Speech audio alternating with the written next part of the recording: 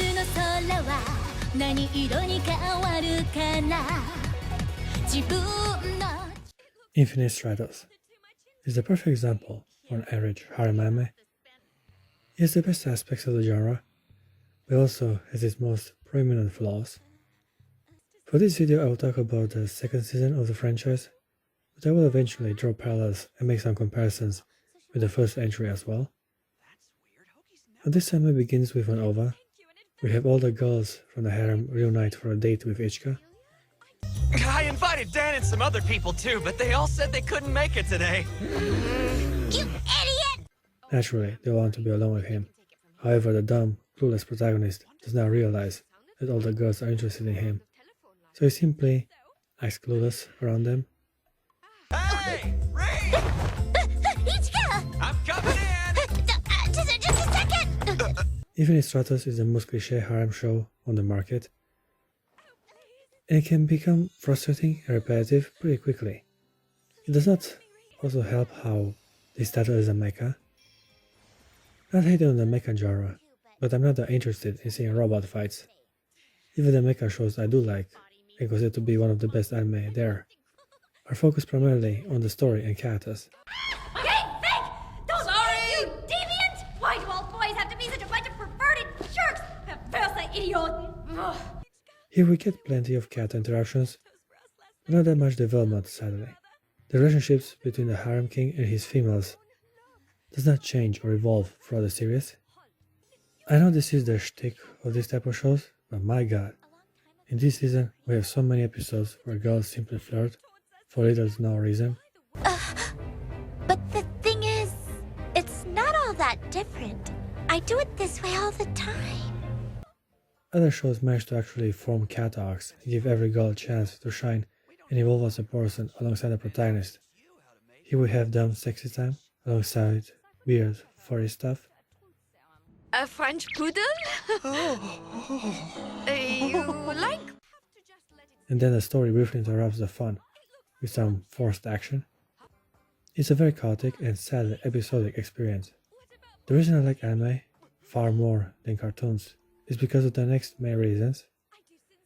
Anime has fanservice with big boobs, cute waifus and panty shots, and anime also is known for its complex and compelling story arcs. They can drag a bit sometimes, but offer so much more opportunities to develop certain storylines and relationships between characters. Infinite Stratos does have boobies, cute waifus, and panty shots, but it kind of lacks when it comes to its story and structure. I'm a simple dumb guy. Watching girls act like cats and hate towards some clueless dude is my kind of entertainment. Meow! Hi there! But when they put so little effort into making it fun and enjoyable, even I have to stop for a second and actually try to process the abundance of information presented to me. This season of Infinite Stratos actually does have a few things compared to its predecessor. Well, the first entry sees us an introduction to the IS Academy and the numerous diverse cast of female characters. This one actually tries to have a more personal story and even presents us with some antagonists for our heroes to overcome. Squall, you need to calm yourself. It ruins your beautiful face. So yeah, while the second season is definitely more chaotic and less focused, it does try to be a worthy sequel and expand the lore from the original. Well, it's as good of a time as any to properly address all the girls from the harem.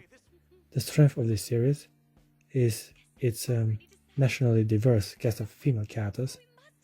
In this mecha alternative universe, the protagonist is the only male allowed to attend this IS Academy, where he learns to fight in his robot exoskeleton suit, but more importantly, it is the place where he gets to awkwardly interact with a bunch of horny females.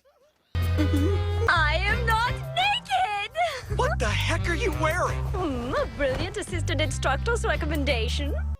He's the only dude around, so it makes perfect sense for the girls to be all over him. Women get thirsty sometimes, and he's got the juice. Yeah, okay. Alright, I'll throw myself out. As I was saying, we have quite a variety of personality, body shapes, and backgrounds when it comes to girls in this academy. The anime really took its time to introduce each and every one of them in the first season. Now that I think about it, the presentation of the female characters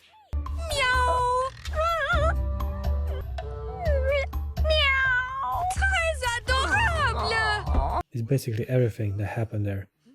With a tacked on boring battle at the end to give it some sort of closure and the illusion of a narrative. We have Oki Shinonono, who's a Japanese childhood friend. She's the tsundere of the series and therefore the main love interest for the protagonist. Staring at each other. What if we had actually been alone then?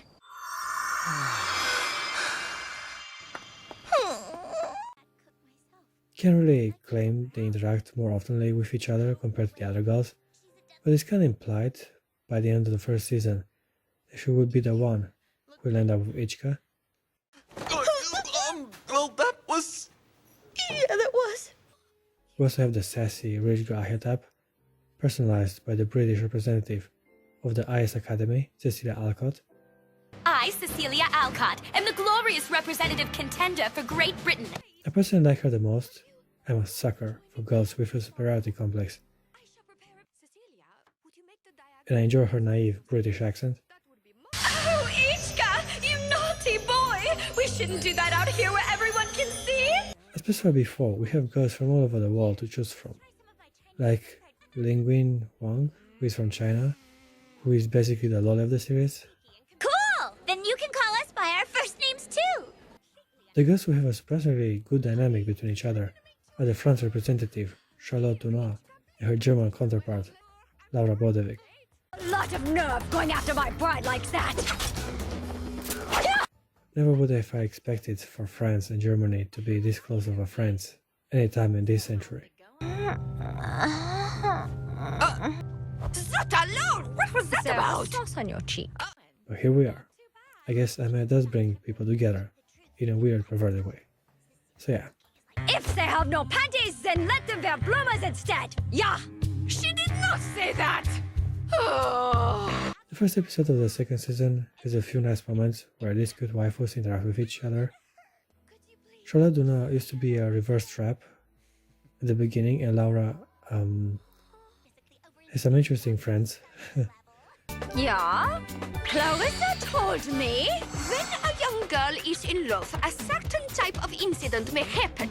Yeah, Laura is the first one that manages to kiss Orimora. Thank you!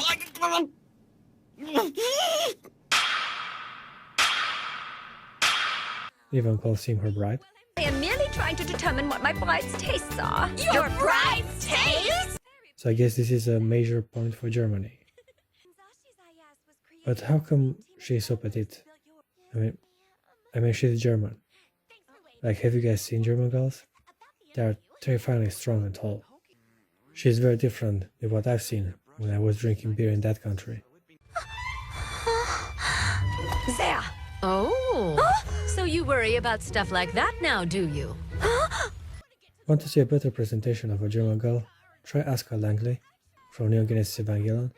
Her bitchy attitude and confidence works way better in my opinion. Let's go! Are you ready? You're coming with.